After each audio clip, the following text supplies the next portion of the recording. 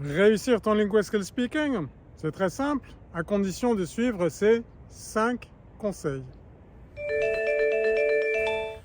Ton premier objectif, c'est 0 faute stupide. Donc, c'est pas la peine de te presser, c'est pas la peine de parler très vite, c'est pas la peine de faire des phrases inutilement compliquées. En effet, c'est une intelligence artificielle qui t'écoute, tu n'as pas besoin de l'amuser, tu n'es pas en train de faire un TED Talk, tu n'as pas besoin de dire des choses intéressantes, tiens-toi à des choses que tu maîtrises bien et sur lesquelles tu feras du 0 faute.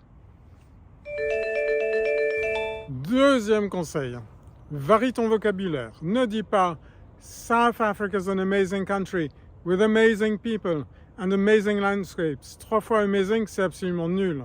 Dis South Africa is an amazing country with great people and wonderful landscapes. Voilà, là tout de suite Cambridge va comprendre que tu maîtrises beaucoup de mots en anglais et tu auras une bien meilleure note. Le troisième conseil, fais exactement la même chose avec la grammaire que ce qu'on vient de te dire pour le vocabulaire. Varie un peu tes structures. Si tu dis I am in South Africa and then I am in France and tomorrow I am in London, c'est nul, tu as utilisé 3 fois le présent, là tu vas avoir une super mauvaise note.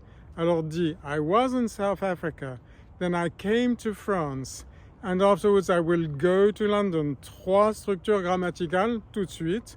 Tu montres que tu parles bien l'anglais.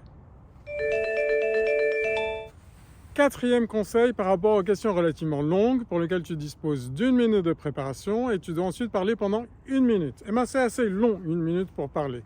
Et donc, on te demande d'utiliser ta feuille de brouillon et de prendre des notes détaillées. Qu'est-ce que tu peux dire?